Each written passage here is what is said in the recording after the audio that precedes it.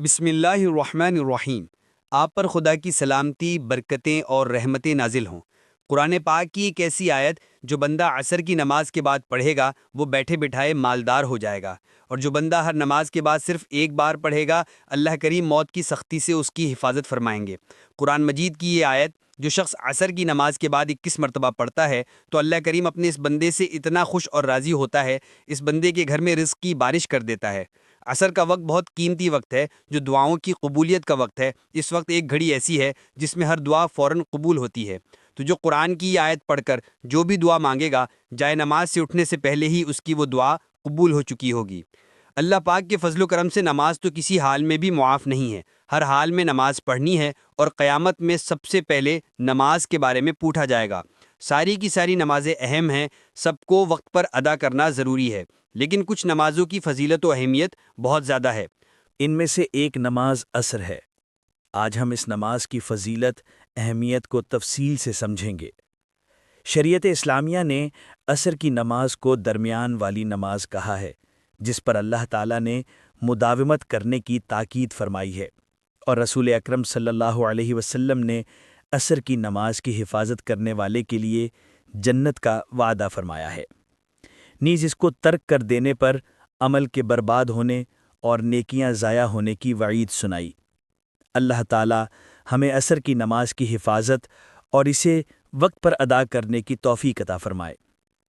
عصر کی نماز کی کافی فضیلت ہے۔ عصر کی نماز کی حفاظت کرنا جنت میں داخلے کا سبب ہے۔ عصر کی نماز نہ پڑھنے والے کے لیے سخت وعید ہے۔ عصر کی نماز درمیان والی نماز ہے۔ اللہ رب العزت کا ارشاد ہے، ترجمہ: نمازوں کی حفاظت کرو، بالخصوص درمیان والی نماز کی، اور اللہ تعالیٰ کے لیے باادب کھڑے رہا کرو۔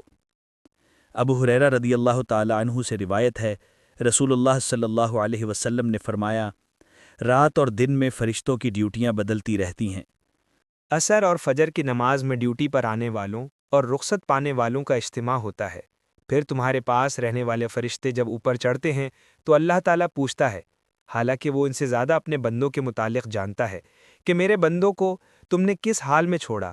وہ جواب دیتے ہیں کہ ہم نے جب انہیں چھوڑا تو وہ فجر کی نماز پڑھ رہے تھے، اور جب ان کے پاس گئے تھے تب وہ عصر کی نماز پڑھ رہے تھے۔ زبیر بن عبداللہ رضی اللہ تعالیٰ عنہ سے روایت ہے، ہم نبی صلی اللہ علیہ وسلم کی خدمت میں موجود تھے۔ آپ صلی اللہ علیہ وسلم نے چاند پر ایک نظر ڈالی، پھر فرمایا کہ تم اپنے رب کو آخرت میں اسی طرح دیکھو گے جیسے اس شام کو آپ دیکھ رہے ہیں۔ اس کے دیکھنے میں تم کو کوئی زحمت بھی نہیں ہوگی۔ بس اگر تم ایسا کر سکتے ہو کہ سورج طلوع ہونے سے پہلے والی نماز فجر اور غروب ہونے سے پہلے والی نماز عصر سے تمہیں کوئی چیز روک نہ سکے تو ایسا ضرور کرو۔ پھر حضرت زبیر نے یہ آیات تلاوت فرمائیں اور اپنے پروردگار کی تسبیح اور تعریف بیان کرتے رہے، سورج نکلنے سے پہلے اور اس کے ڈوبنے سے پہلے۔ حضرت ابو ہریرہ رضی اللہ تعالیٰ عنہ سے روایت ہے کہ رسول اکرم صلی اللہ علیہ وآلہ وسلم نے فرمایا کہ جس نے عصر کی نماز چھوڑ دی اس کا نیک عمل ضائع ہو گیا۔ نبی کریم صلی اللہ علیہ وآلہ وسلم جب اس دنیا سے رخصت ہونے لگے تو آپ صلی اللہ علیہ وآلہ وسلم نے فرمایا، نماز کی حفاظت کرنا اور اپنے محتاج لوگوں کا خیال رکھنا۔ یہ پیارے نبی پاک صلی اللہ علیہ وآلہ وسلم کی آخری وصیت تھی جو آپ نے اپنی امت کو فرمائی۔ اس بات سے بھی نماز کی اہمیت واضح ہوتی ہے کہ موت اور زندگی کی کشمکش میں بھی نبی کریم صلی اللہ علیہ وآلہ وسلم نے نماز کا ذکر کیا اور امت کو نماز کی تلقین فرمائی۔ قرآن و حدیث کی روشنی میں نماز کی اہمیت اور فضیلت جانیں گے، اور خصوصاً نماز عصر کی اہمیت و فضیلت اور اسے چھوڑنے کے نقصانات کو سمجھیں گے۔ نماز کی اہمیت قرآن کی روشنی میں۔ سورۃ البقرہ: اور نماز قائم کرو اور زکوٰۃ دو اور رکوع کرنے والوں کے ساتھ رکوع کرو۔ الف لام میم۔ یہ کتاب ہے جس میں شک کی کوئی گنجائش نہیں۔ اس میں متقین کے لیے ہدایت ہے، جو غیب پر ایمان لاتے ہیں، نماز قائم کرتے ہیں، اور انہیں جو دیا اس سے اللہ کی راہ میں خرچ کرتے ہیں۔ وہ آپ کی طرف سے نازل شدہ وحی پر ایمان لاتے ہیں، اور اس پر بھی جو آپ سے پہلے اتاری گئی، اور وہ آخرت پر یقین رکھتے ہیں۔ ایسے ہی لوگ اپنے رب کی طرف سے نازل شدہ ہدایت پر ہیں، اور یہی لوگ کامیابی پانے والے ہیں۔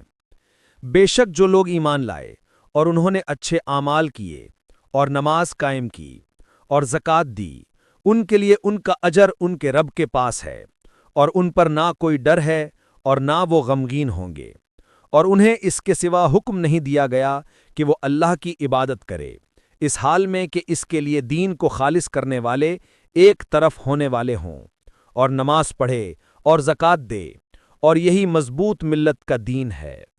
اے لوگو جو ایمان لائے ہو، صبر اور نماز کے ساتھ مدد طلب کرو، بے شک اللہ صبر کرنے والوں کے ساتھ ہے۔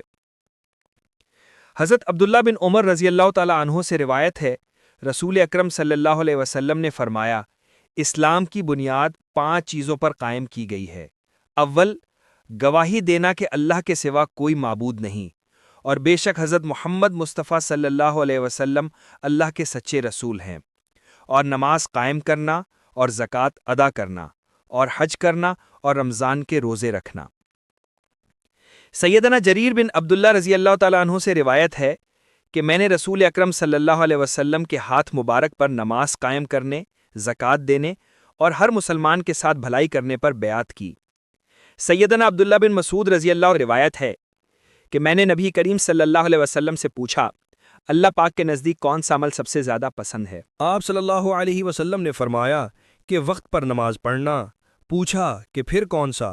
فرمایا والدین کے ساتھ اچھا سلوک کرنا۔ پوچھا پھر کون سا؟ فرمایا اللہ کے راستے میں جہاد کرنا۔ عبداللہ بن مسعود نے بیان کیا کہ حضرت صلی اللہ علیہ وسلم نے مجھ سے ان کاموں کے متعلق بیان کیا، اور اگر میں اسی طرح سوال کرتا رہتا تو آپ جواب دیتے رہتے۔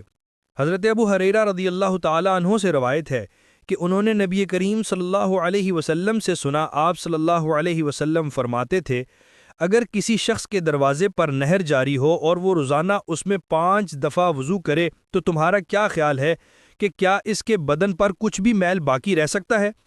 صحابہ نے عرض کیا کہ نہیں یا رسول اللہ، ہرگز نہیں۔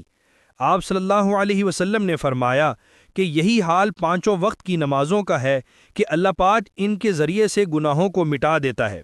حضرت جابر رضی اللہ تعالیٰ عنہ سے روایت ہے کہ میں نے رسول اللہ صلی اللہ علیہ وسلم کو یہ فرماتے ہوئے سنا، آدمی اور شرک و کفر کے درمیان فاصلہ مٹانے والا عمل نماز چھوڑنا ہے۔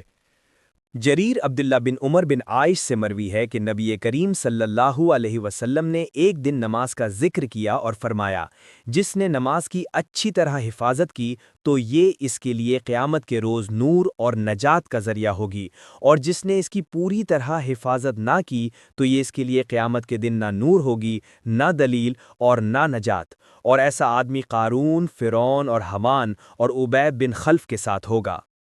حضرت عثمان بن عفان رضی اللہ تعالیٰ عنہ بیان کرتے ہیں کہ نبی اکرم صلی اللہ علیہ وسلم نے ارشاد فرمایا کہ جب کسی فرض نماز کا وقت شروع ہو جائے تو مسلمان آدمی اس کے لیے اچھی طرح وضو کرے، پھر اس میں انتہائی خشوع و خضوع اختیار کرے، اس میں رکوع و سجود اطمینان سے کرے تو وہ نماز اس کے لیے پہلے گناہوں کا کفارہ ہوتی ہے، بشرط یہ کہ وہ کبیرہ گناہ کا ارتکاب نہ کرے، اور یہ فضیلت قیامت تک کے لیے ہے۔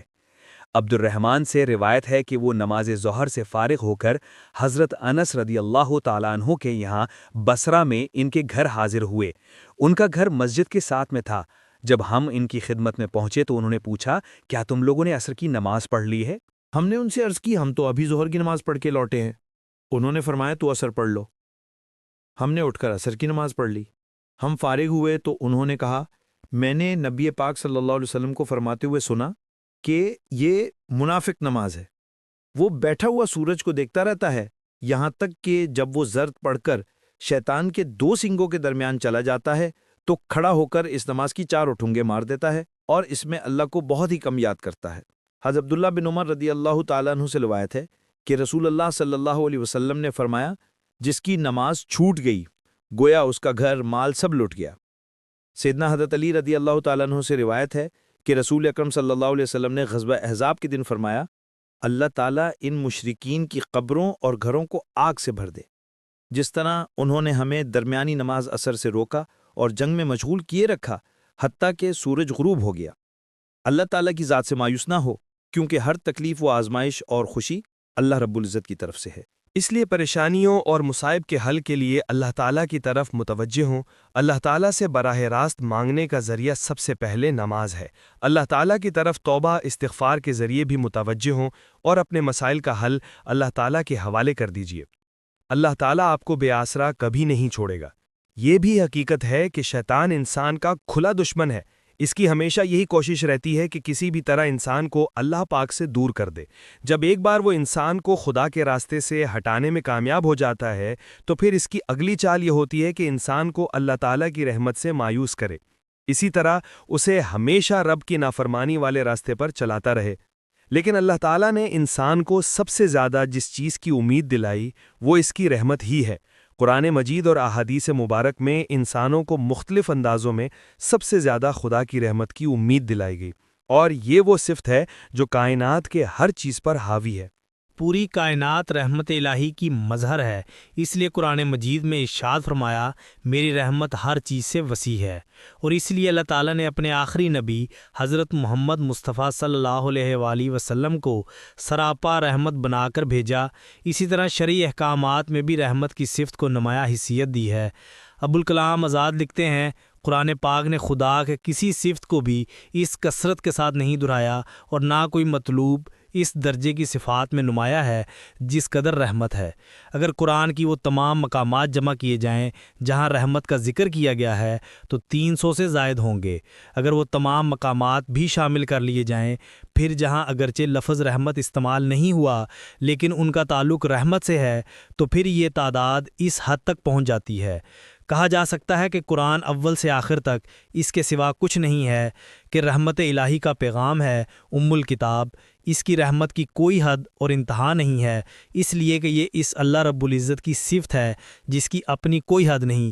ہمارے معاشرے میں ایسے افراد موجود ہیں جن کا خیال ہوتا ہے کہ وہ بہت گناہ گار ہیں، وہ کیسے نماز کے لیے مسجد جائیں اور خدا کے حضور سجدہ ریز ہوں۔ یاد رہے کہ یہ شیطانی وسوسہ ہے، اور اسی طرح کے خیالات کے ذریعے شیطان ہمیں اللہ کے قریب ہونے سے روکنا چاہتا ہے۔ اس لیے ان خیالات کو چھوڑ کر فوراً اللہ کے حضور سجدہ کر لینا چاہیے۔ قرآن مجید میں بڑے سے بڑا گنہگار، حتیٰ کہ خدا کو نہ ماننے والوں کو بھی اس کی رحمت کی امید دلا کر خدا کے قریب ہو جانے اور اس کی فرمانبرداری اختیار کرنے کی طرف بلایا گیا۔ خدا کی طرف لوٹ آنے پر پچھلے تمام گناہ معاف کر دینے کی خوشخبری سنائی گئی۔ اللہ تعالیٰ فرماتے ہیں، اے نبی صلی اللہ علیہ وسلم، آپ کہہ دیجئے، اے میرے وہ بندو جو اپنی جانوں پر ظلم کر بیٹھے، تم اللہ کی رحمت سے مایوس نہ ہو، بے شک اللہ سارے گناہ معاف فرما دے گا، اور وہ یقیناً بڑا بخشنے والا، بہت رحم فرمانے والا ہے۔ اس آیت مبارکہ کو قرآن مجید کی امید بھری آیت کہا گیا ہے۔ اس میں اللہ تعالیٰ نے تمام انسانوں کو، چاہے وہ مسلمان ہوں یا نہ ہوں، اپنا بندہ کہا ہے، اور چاہے وہ بڑے سے بڑا گناہ گار ہی کیوں نہ ہو، صرف ایک دو گناہ کرنے والا نہیں بلکہ گناہوں میں حد پار کرنے والے کو بھی اس آیت میں مخاطب کیا گیا ہے۔ سب کو یہ امید دلائی کہ تم اس کی رحمت سے مایوس نہ ہو، بے شک وہ تمام گناہ بخش دے گا۔ ابو ہریرہ رضی اللہ تعالی عنہ ایک حدیث روایت کرتے ہیں کہ رسول اکرم صلی اللہ علیہ وسلم نے ارشاد فرمایا، جب اللہ نے مخلوق کو پیدا کیا تو اپنی کتاب میں جو عرش کے پاس رکھی ہوئی ہے اپنے بارے میں لکھا کہ میری رحمت میرے غضب پر غالب رہے گی۔ یعنی اللہ تعالیٰ کو انسانوں کو سزا دے کر نہیں بلکہ انہیں معاف کر کے خوشی ہوتی ہے۔ اس لیے اللہ تعالیٰ اپنے بندوں سے کتنی محبت کرتے ہیں اور انہیں اپنی رحمت کی کتنی امید دلاتے ہیں۔ اللہ تعالیٰ سے اچھا گمان رکھنا واجب ہے، جیسا گمان کرے گا اللہ تعالیٰ اسی طرح اس سے برتاؤ کرے گا۔ حدیث قدسی ہے، اللہ تعالیٰ فرماتے ہیں، میں اپنے بندے کے میرے بارے میں گمان کے مطابق ہوتا ہوں۔ قرآن و حدیث میں رحمت الہی کا حقدار بننے کے لیے ہدایت دی گئی ہے۔ جو بھی ان صفات کو اپنے اندر پیدا کرے گا خدا اس کو اپنی رحمت کے سائے میں لے آئے۔ چند مستحقین رحمت درج ذیل ہیں: اللہ پر ایمان رکھنے والے، اللہ اور اس کے رسول کی اطاعت کرنے والے، قرآن کریم پر عمل کرنے والے، قرآن مجید کی تلاوت کو بغور سننے والے، توبہ استغفار کرنے والے، تقوی اختیار کرنے والے، صبر کرنے والے، احسان کرنے والے، صلح کرنے والے، راہ خدا میں خرچ کرنے والے، منکر سے روکنے والے، درگزر کرنے والے، نبی کریم صلی اللہ علیہ وسلم پر درود بھیجنے والے۔ اسی لیے زندگی کے کسی بھی مرحلے پر ہمیں خدا کی رحمت سے مایوس ہونے کی ضرورت نہیں، اور ہم نے اپنے اندر رحم کرنے کی صفت پیدا کرے تاکہ ہمارے ساتھ بھی اسی طرح کا معاملہ کیا جائے۔ عصر کے بعد جو آپ نے آیت پڑھنی ہے وہ سورہ بقرہ کی آیت ہے۔ اس آیت کو آیت الکرسی بھی کہتے ہیں، جس کی بہت زیادہ اہمیت اور فضیلت ہے۔ آیت الکرسی کی فضیلت کے بارے میں سبھی جانتے ہیں۔ آیت الکرسی جو قرآن کریم کی تمام آیات سے عظیم آیت ہے اور جس کی بڑی فضیلت صحیح حدیث سے ثابت ہے کہ اللہ تعالیٰ کی صفات، اس کی عالی شان اور اس کی قدرت و عظمت پر مبنی نہایت جامع آیت ہے۔ آیت الکرسی بہت بڑی عظمت والی آیت ہے، اور اس بلندی و برتری کا سبب ان میں بیان کردہ باتیں ہیں۔ رب العالمین کی توحید، ان کی کبریائی، بڑائی، صفات پر مشتمل ہے۔ قرآن کریم کی ہر آیت کریمہ عالی مرتبت اور عظیم القدر ہے، لیکن ان میں سے عظیم ترین آیت آیت الکرسی ہے۔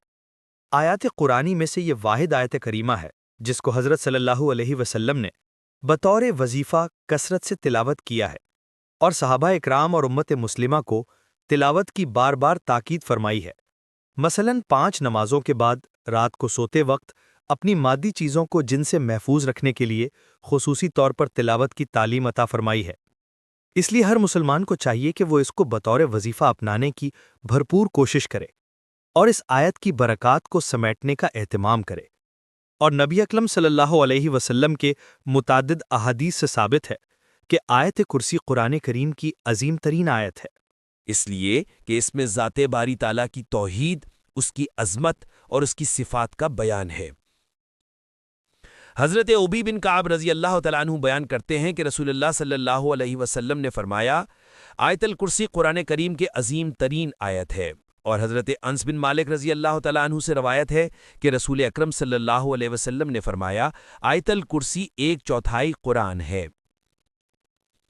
ابن کثیر رحمۃ اللہ علیہ سورہ بقرہ کی آیت الکرسی کی تفسیر کرتے ہوئے کہتے ہیں، یہ آیت الکرسی ہے جس کی فضیلت میں نبی اکرم صلی اللہ علیہ وسلم سے صحیح حدیث میں ہے کہ کتاب اللہ میں یہ آیت سب سے افضل آیت ہے۔